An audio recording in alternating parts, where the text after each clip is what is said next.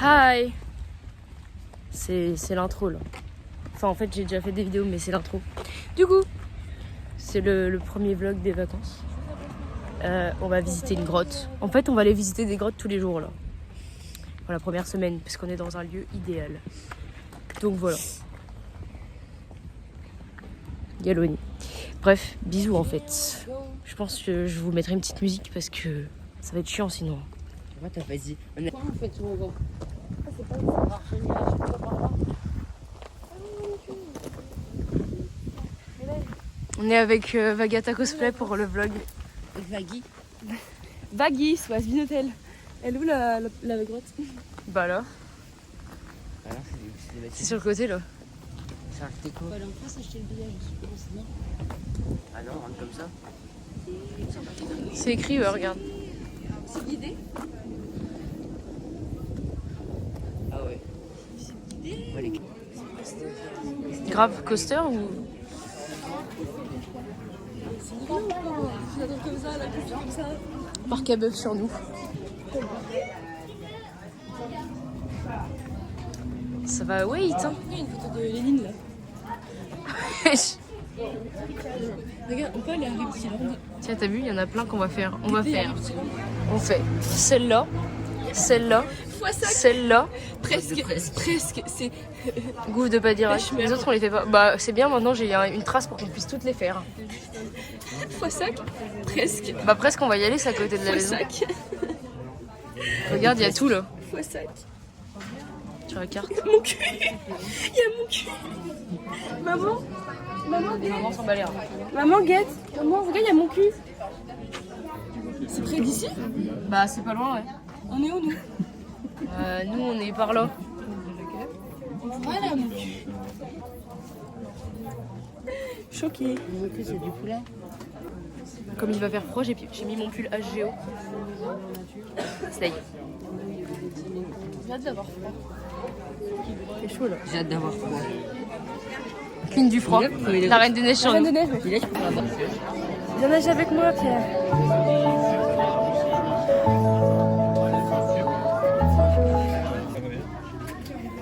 Bonjour.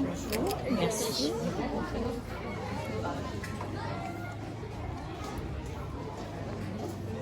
Est-ce que ça compte au coaster Toi, 40? Léa, tu t'appellerais pas Drisco Arrachez-vous? Est-ce que ça compte au coaster 40? Ah mais tu filmes. Viens, on se trouve sur le banc. Non, bah avancez au bout déjà. Et moi je veux être first. Hein. Ah let's go, go first. 2 personnes. Ah je me sens en un seul avec la nature. T'es Géloni.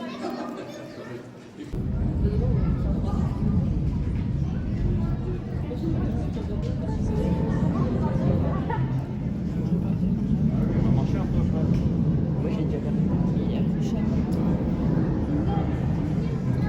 ça arrive. Il y a pas vite.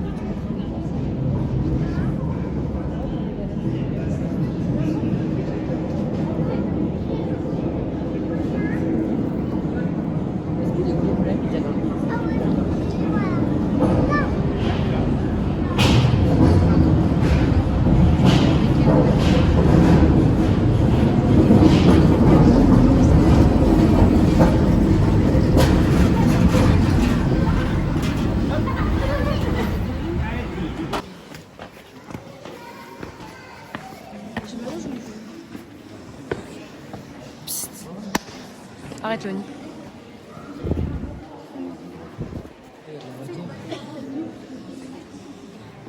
pense que c'est déjà là-bas.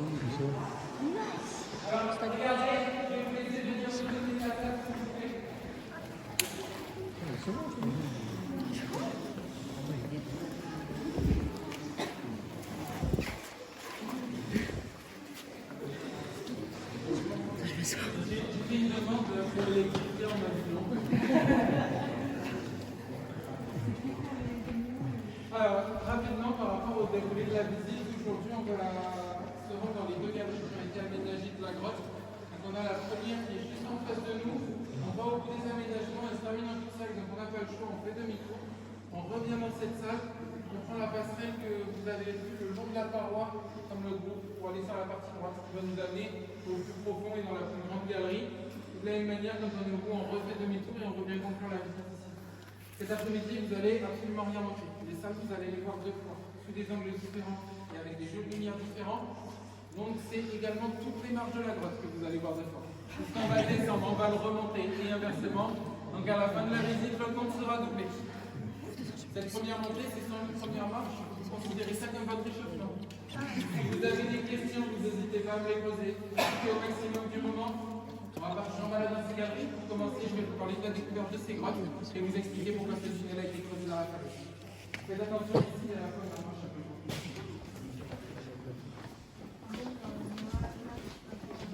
Parce que pour ma tête.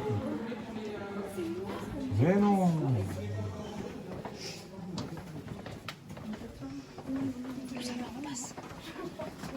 Oh là là. Merde, de lumière. Ça m'a tué les marches. On voit rien parce que j'ai pas de flash, mais c'est ok. Wesh. C'est le reflet. Allez là, maman. Ça, c'est bon.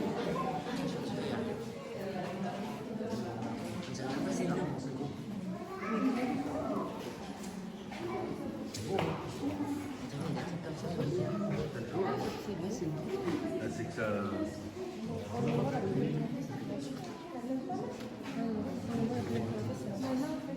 Le temps, tout débute en 1902 avec un des premiers spéléologues français, Armand Diré. Il est le premier homme à faire l'exploration d'un gouffre situé au sommet de la falaise sous laquelle on est actuellement. Un gouffre un peu perdu, encaissé dans la forêt. Alors c'est le gouffre de Saint-Saul. Cette ouverture elle est assez étroite, aux endroits les plus larges, 4 mètres de diamètre, avec une profondeur assez importante de 75 mètres. Au début du siècle, il n'avait pas beaucoup de matériel à sa disposition. Pour faire cette descente dans le ventre de la Terre, il va utiliser une échelle de corde. Ça va se faire de manière assez progressive. Au fond, il va découvrir un réseau de galeries assez conséquent et il va surtout y observer de très belles compressions calcaires. Exactement ce que vous êtes en train de faire en ce moment. Après sa découverte, il va avoir une idée, il va vouloir trouver un moyen d'y aménager un accès pour partager sa passion, pour permettre au grand public de le visiter. Le problème qui se pose à lui, son emplacement est trop encaissé dans la falaise, l'ouverture beaucoup trop étroite, il est impossible de venir y bâtir un escalier, par exemple. Donc il n'a pas le choix. Il se rend bien compte que ce rocher, il va être obligé de le contourner. Il vient donc se positionner au niveau du village de la Cave, et précisément sous la caverne naturelle. Vous voyez là, on a pris le train à l'extérieur. Et alors à partir de là, du fond de cette caverne, pendant exactement 15 mois, entre 1903 et 1905, il va faire appel à 24 mineurs et terrassiers pour leur demander de percer une ouverture, de creuser un tunnel pour essayer d'établir cette connexion depuis l'extérieur jusqu'au réseau du gouffre.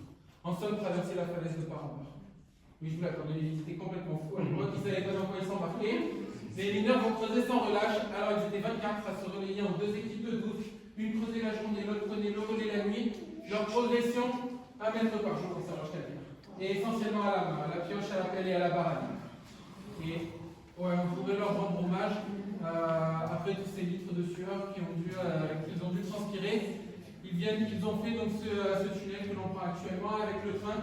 Et la récompense, elle va être plutôt belle, puisque le 27 mai 1905, complètement par hasard, ils vont faire la découverte de ces galeries, en plein cœur de la falaise, dont ils n'avaient absolument pas connaissance. Comme quoi, une grotte peut en cacher une autre. Les grottes de la Cave ont une particularité. Ici, il n'y a aucune ouverture naturelle avec l'extérieur. À aucun moment pendant la visite, on ne verra la lumière du jour. Une entrée, une sortie, c'est ce tunnel. Donc si à l'époque, ils ne font pas le creusement, eh bien en quelque sorte, il n'y a pas de grotte. Du moins, il n'y a pas de découverte. Ça reste un mystère de la nature. Et on n'est pas là actuellement en train de les visiter. Ça aurait été dommage de passer à côté. Le développement est assez conséquent. Ici, on a plus de 4 km de galerie. Aujourd'hui, tout est connu, tout a été exploré. Et là, je vous emmène en découvrir la moitié à travers une dizaine de salles. Voilà le programme qui vous intéresse. Si ça va, je vous invite à continuer tranquillement votre exploration.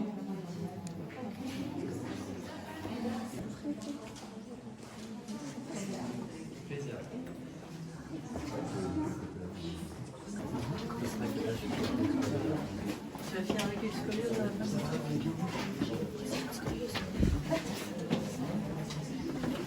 Vu qu'on montre des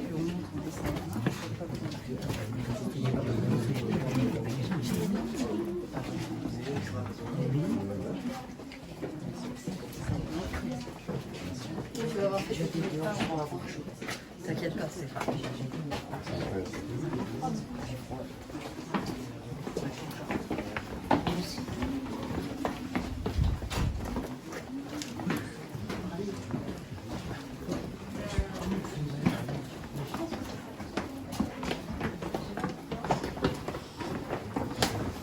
Doucement, dans les escaliers.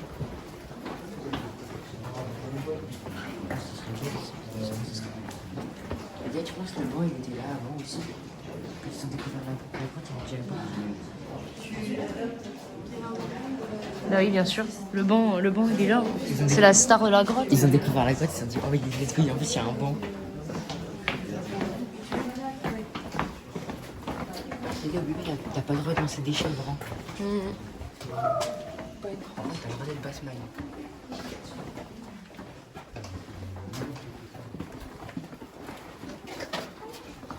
Qu'est-ce que vous avez vu? Ah, c'est les ombres, ouais. Ouais. Ça vous a pas échappé qu'il y avait beaucoup de grottes dans la région? Ouais.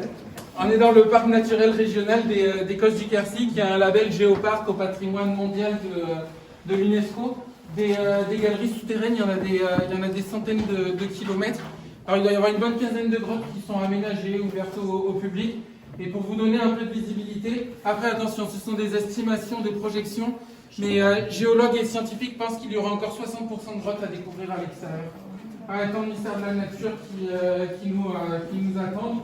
Quand on voit la configuration de ce réseau, qui n'a pas d'ouverture, on se dit que moi, à chaque fois que je regarde des falaises calcaires, vous voyez, de la vallée de la Dordogne, je me dis que fatalement, il y a d'autres galeries comme celle-ci à l'intérieur. Les grottes, elles ont commencé à se former il y a approximativement 60 millions d'années. Pour l'échelle de la Terre, c'était hier. 60 millions d'années, c'est la première phase d'élévation de la chaîne des Pyrénées, qui provoque de légers tremblements de terre, vous vous en doutez. Ces tremblements de terre vont avoir pour conséquence l'ouverture de milliers de fissures dans toutes ces roches calcaires.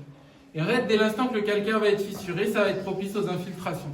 Et au fil des millions d'années, des intempéries, les eaux vont s'infiltrer et par une réaction chimique, vont grignoter, vont dissoudre ce calcaire pour ouvrir du vide, donc former des grottes et des cavités. Progressivement, les galeries vont se remplir, ce qui va laisser libre cours à des rivières souterraines. Alors nous, tout au long de la visite, on va suivre le lit d'une ancienne rivière. Vous pourrez prêter attention, on va dire un petit peu sur les parois, et on pourra très bien imaginer son cheminement de par l'érosion. Alors cette rivière, elle s'est retirée il y a maintenant 2 millions d'années, ce qui veut dire qu'on va considérer les grottes de la cave comme un réseau relativement sec. En fait, sec dans le sens que quel que soit le temps et les intempéries à l'extérieur, il n'y aura aucune montée des eaux, aucune inondation, simplement de l'infiltration et du ruissellement.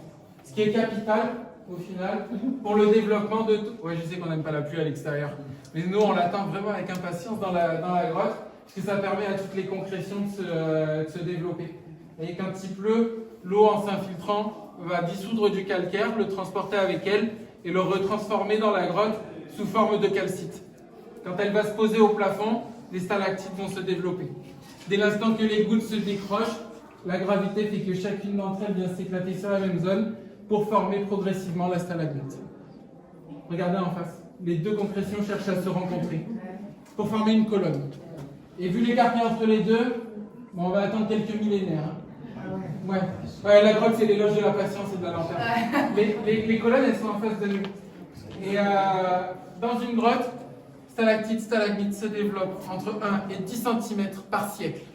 On serait sur de l'ordre du millimètre à l'année. Oui, à l'échelle humaine, comptez pas avoir une zone de croissance dans une grotte. Le 27 mai dernier, on a fêté le 120e anniversaire de la découverte des grottes de la cave par Armand Viré. À 1 cm près, vous êtes en train de les voir comme lui. Comme lui les a vus la première fois en 1905, sur sa première exploration. De la même manière, s'il revenait aujourd'hui sur le réseau, aucune différence. Tout est filigrane quand on est au centre de la classe. Il a dû voir ces fractures que vous avez à la base des colonnes. Vous voyez, au centre et à droite, ces fissures.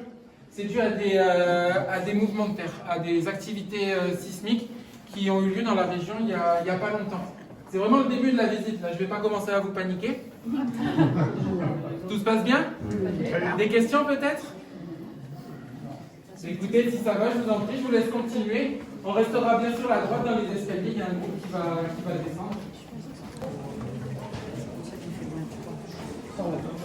Elle est là, je préfère. C'est les bougies qu'il y a dans le train.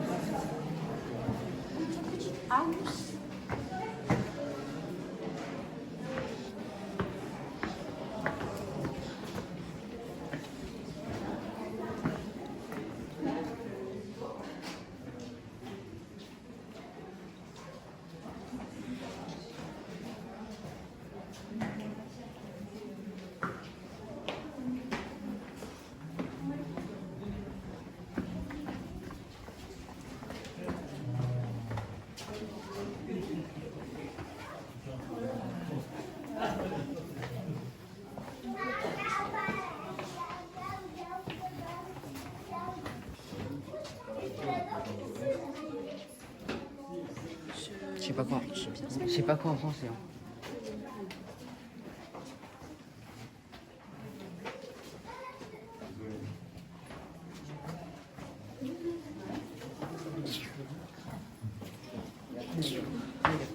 Regarde le trou.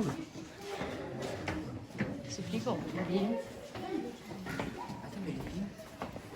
T'imagines, il y a la statue de Vercingétorix. Ah ouais, il y a peut-être la statue de Vercingétorix au fond de la grotte. Ouais, c'est un peu. Regardez, n'hésitez pas à avancer dans la préparation.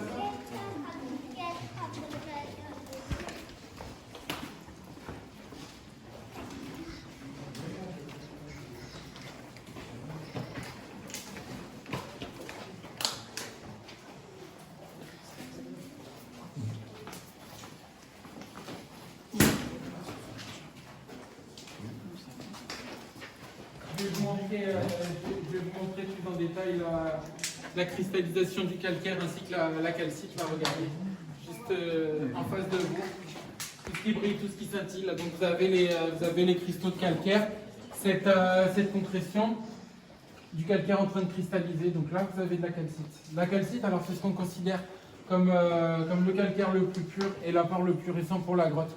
Quand ça prend cet aspect un peu nacré, on va dire un peu blanc, voyez, un peu translucide. Ça, c'est une partie active. Comme ça, on peut voir, nous, l'eau s'infiltre, on fait ses dépôts calcaires. Et de cette manière, on peut suivre les coulées un peu partout. C'est beau, hein? Oui, c'est beau. Ouais, j'ai de la chance, mon bureau est plutôt bien décoré. Soyez pas jaloux. Autrement, toutes ces teintes un peu ocre, un peu rougeâtres, c'est beaucoup d'argile qui a été déplacée par les mouvements de la rivière souterraine. Et ce qui va donner les couleurs également, on peut avoir des traces de matière organique que va amener l'eau quand elle va s'infiltrer, qu'elle va capter de l'extérieur dans cette forêt. Peut-être de la décomposition animale, de la décomposition végétale et essentiellement des pollens. Là, je vais vous montrer la coupe interne d'une stalactite qui a malheureusement été cassée à cause de l'activité humaine de la grotte. Vous voyez les différentes teintes? Vous me servez de témoin, madame? Vous voyez les différentes teintes de couleurs là à l'intérieur? Les différents cercles? On pourrait faire l'analogie avec un arbre. Vous savez, quand on coupe un arbre au niveau du tronc, on va compter le nombre de cercles pour avoir une estimation de l'âge de l'arbre. Et bien là, dans la stalactite, dans toutes les teintes de couleurs, il y a très probablement des pollens qui sont fossilisés à l'intérieur. Si les scientifiques en faisaient de l'extraction et ensuite de l'analyse, ils seraient en mesure de faire de la reconstitution climatique sur différentes périodes géologiques dans la région et donc fatalement d'y associer de la végétation en présence. J'ai cru que vous alliez dire Jurassic Park, tout en train de me dire oula. Eh bien, vous savez qu'on n'est pas loin parce que les falaises calcaires, cette roche sédimentaire, elle a été datée au Jurassique supérieur, 160 millions d'années. Le temps des dinosaures. Regardez, c'est notre premier cul-de-sac ici. On va faire un premier demi-tour et revenir à la salle principale où on va se rendre sur la partie droite de la grotte. Alors de l'autre côté, on change de dimension. On passe dans des salles encore plus grandes et encore plus volumineuses par rapport à la beauté des salles de cette première galerie. Vous allez considérer ça comme un amuse-bouche par rapport à ce qui vous attend à côté. C'est pour vous garder en haleine.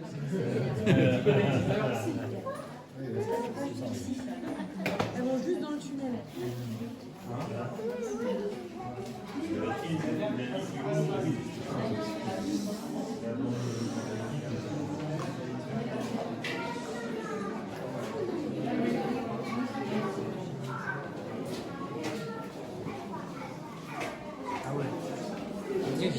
photo, carrément, ça met une croix barrée. Ça manque les cailles.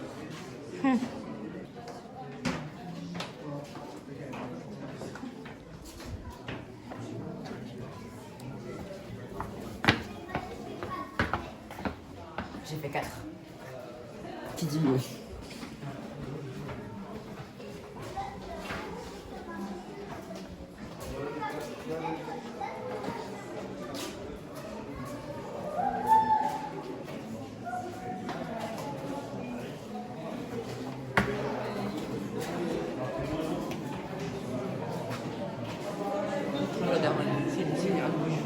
Elle est en bas, je la vois. Ah ouais, là-bas.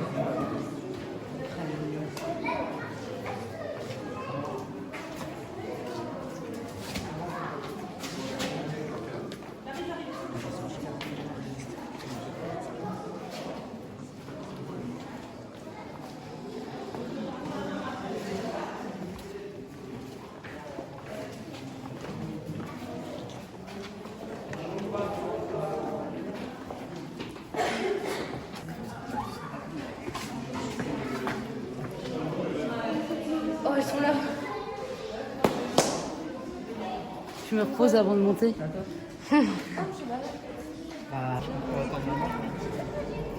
On voit pas, mais. Là, c'est de la bonne.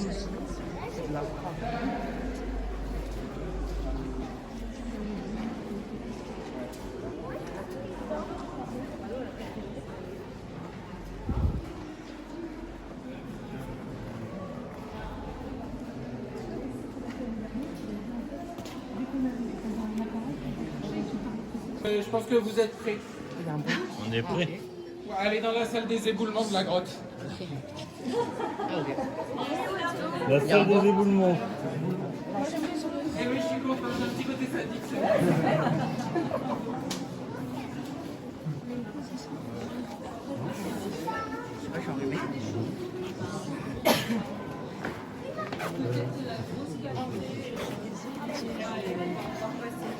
bon. Des œufs durs. Mais là, fais voir ta calvitie. Tout à l'heure, tu disais t'avais la calvitie. Non, je ne parle pas de calvitie. Ah oui, mais elle nous parle de calvitie. Comment je porte ça, moi?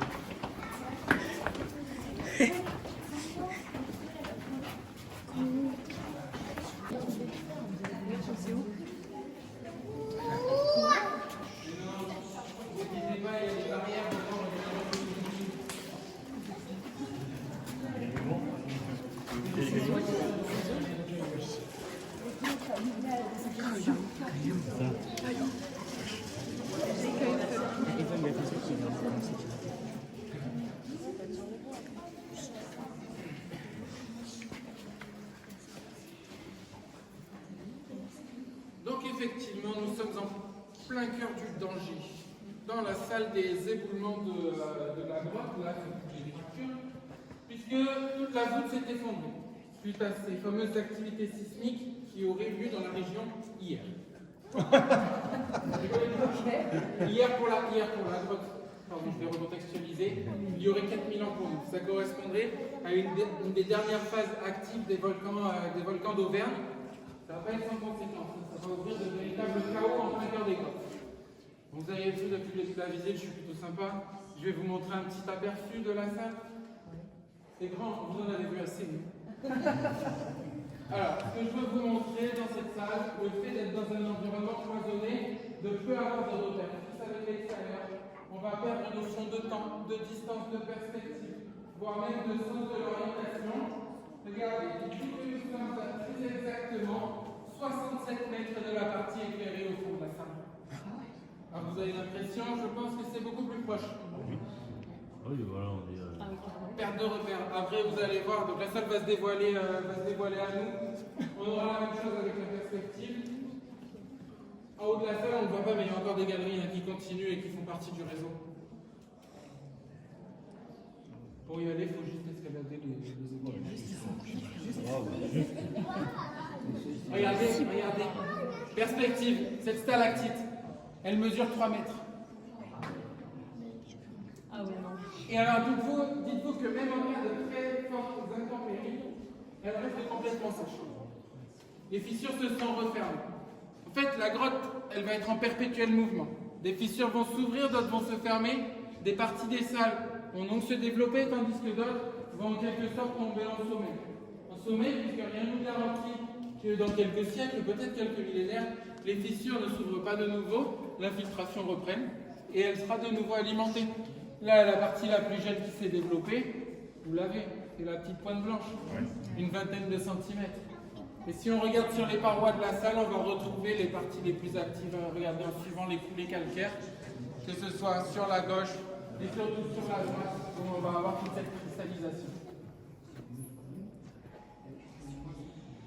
À partir de maintenant, c'est spectacle jusqu'à la fin. On va aller rejoindre le point le plus bas du réseau, atteindre la salle des Grands Lacs, où on sera toujours en hauteur par rapport au niveau de la route d'une dizaine de mètres, où il y aura à peu près 140 mètres de roche au-dessus de nous jusqu'à la forêt. Là, portez vos regards à au niveau des surfaces d'eau. Vous allez voir de véritables trompe-l'œil, des effets miroirs à la réflexion du plafond, avec très très peu de profondeur d'eau.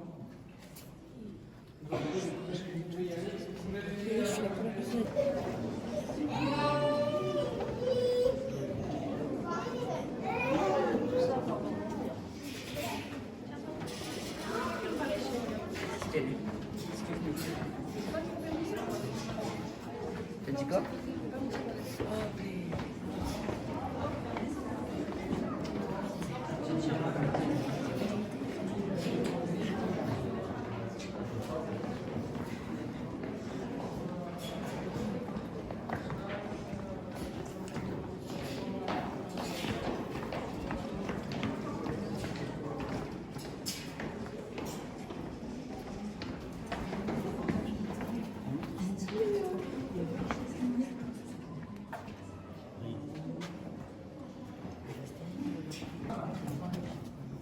Ces bassins, alors ça, ce sont des mares calcaires.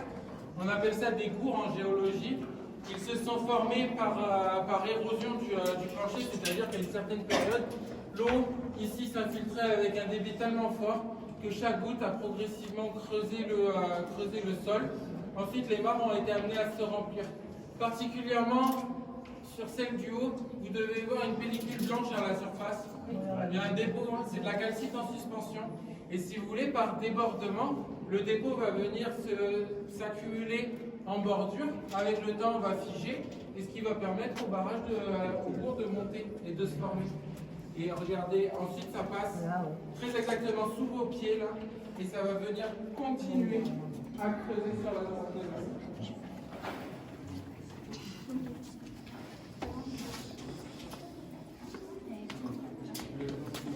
Vous faites attention sur la passerelle, là, il y a deux Oui, on est dans Minecraft. Wow.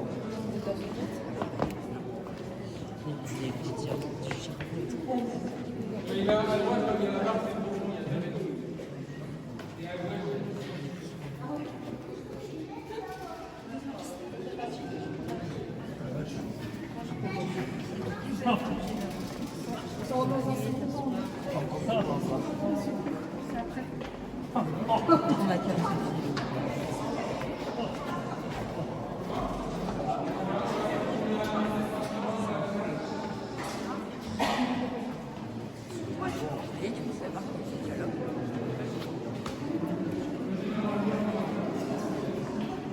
Oui, Loni.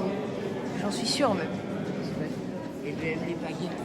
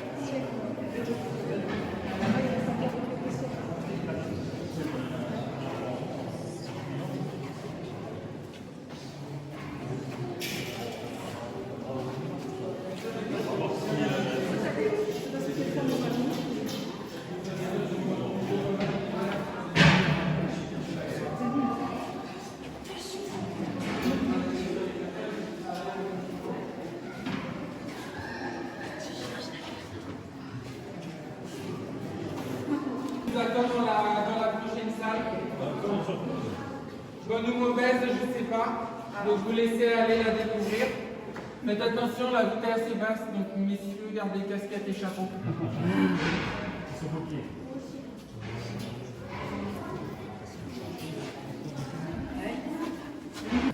Ouais. Je sais c'est quoi la surprise, il m'a dit.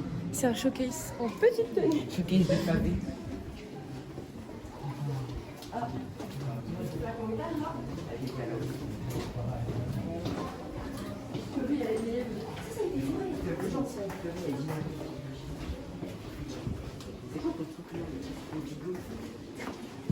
J'ai fait le 3310 à 1000. Ok, là on voit plus rien. Je peux voir ton 04? Il fait tout noir. Tout alors. Ah, c'est ça le truc, c'est que ça brille dans le noir. Ouais, bah on voit pas à la caméra. Oh mais what the fuck? Ok, si je monte, on voit à la caméra les petites lumières en bout. Tu vois pas que ça brille? Au bout. Et rassurez-vous, c'est pas une marche. Il y a plus de l'autre côté. Pour évacuer les voies, alors attendez que tout le monde puisse sortir du tunnel. Je les vois pas à la caméra, c'est mort. C'est pas grave, je garde l'audio mais je vois rien.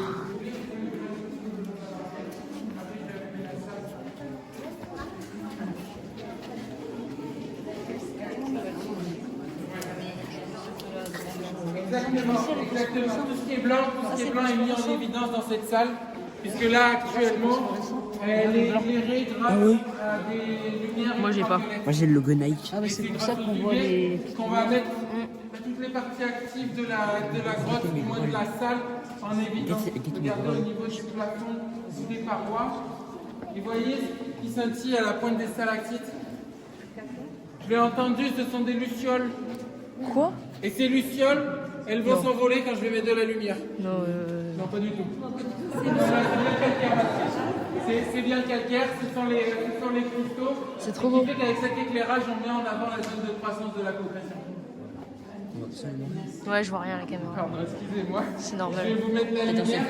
Alors là, ça va se passer devant vous au niveau du lac. Vous allez voir encore une fois une visite du miroir avec très peu de profondeur.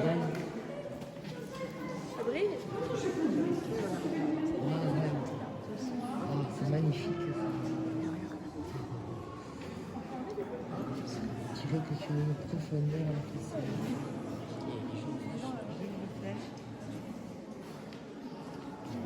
C'est magnifique.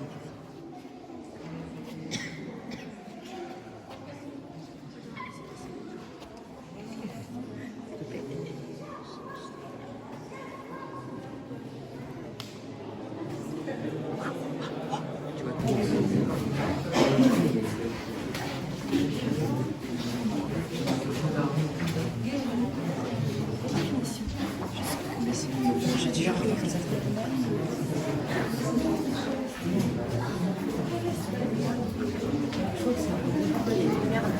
C'est formé en fait avec à force que l'eau elle coule et que ça coule, ça fait une partie de tourne. Il y a une partie de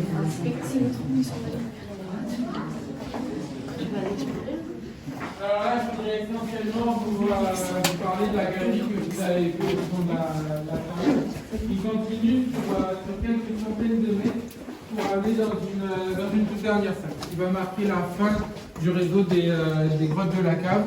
Là, on est au plus profond de la falaise.